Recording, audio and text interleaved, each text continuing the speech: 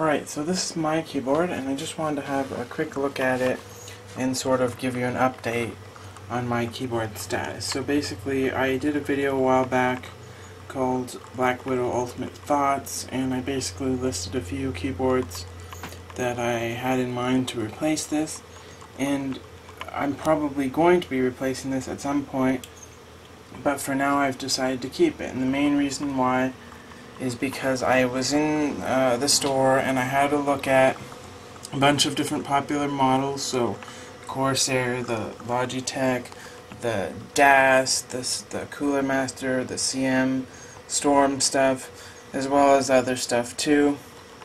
And what I found was all of them had a much lighter base. They kind of felt pretty flimsy, and then the actual board itself flexed quite a lot, and it just didn't, none of them felt good quality to me. Now I didn't test the I did test the DAS. I didn't test the Philco or the Ducky because I didn't have those in, and those were my two top choices. But I did test the DAS, and I was disappointed with how light and flexible that felt.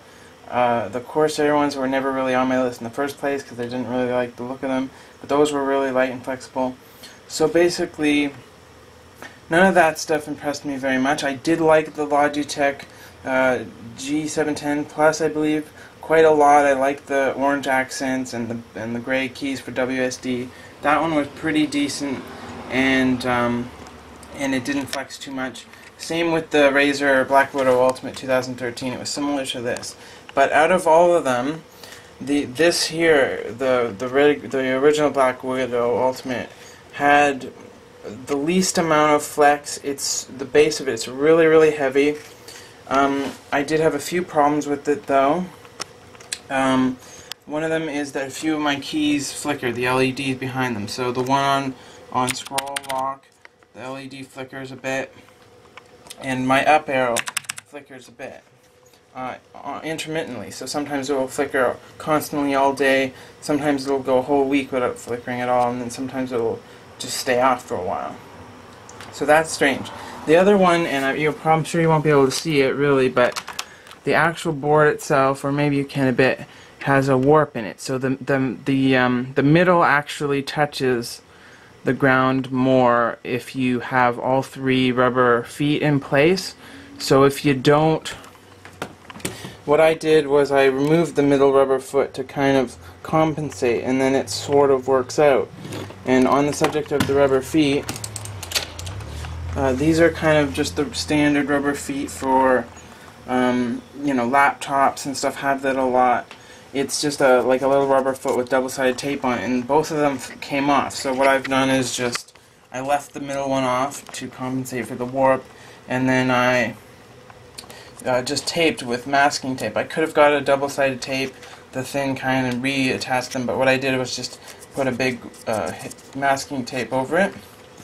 And then the other thing that helps, it's worse if you have these 2 feet down, but if you have these two the feet that raise the keyboard up, that sort of raises up the middle at the top. So my board has a few sort of defects to it, but in spite of that, the actual physical weight of it and the actual flex of the board is one of the best I've ever seen. And I haven't seen the Philco or the Ducky yet, but out of all the ones I have seen, I've seen quite a few, probably 10 or so at least, mechanical keyboards all around the same sort of price range, and this is the best build quality out of all the ones I've seen, except for the Razer 2013 version, and also the one my dad has. He's got the Myonix Zybel 60, and it has the same sort of quality as well. So among the best build quality would be this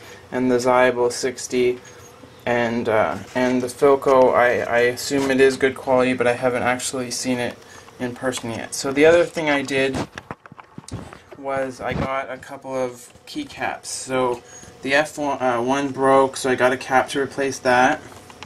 And then for these keys, I always liked boards. Some of them have, like the Logitech one, a WASD that's a different color for contrast, and I always liked how white and black look, so I got a white. They call it light gray, but really it's like white blanks, because I always like the look of blanks, and also for the arrow keys.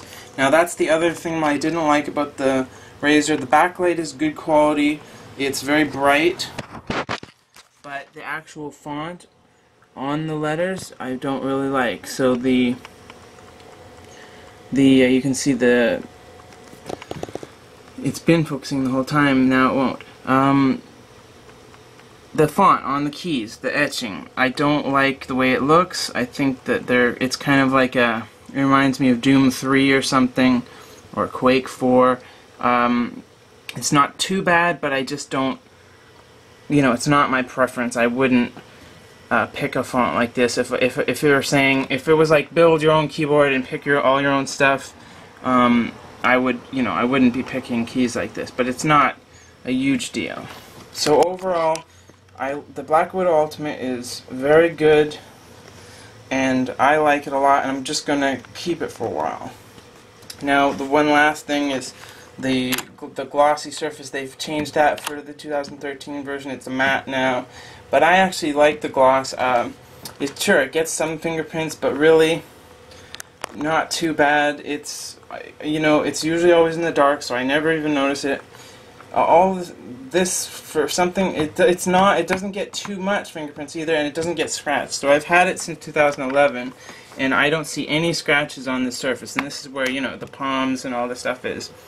So it does get fingerprints, but it doesn't seem to scratch. So whatever material they're using, some kind of plastic I assume, seems to be really durable and good in that way. So overall, the BlackWidow original version with the glossy bezel, I think, is a really good keyboard.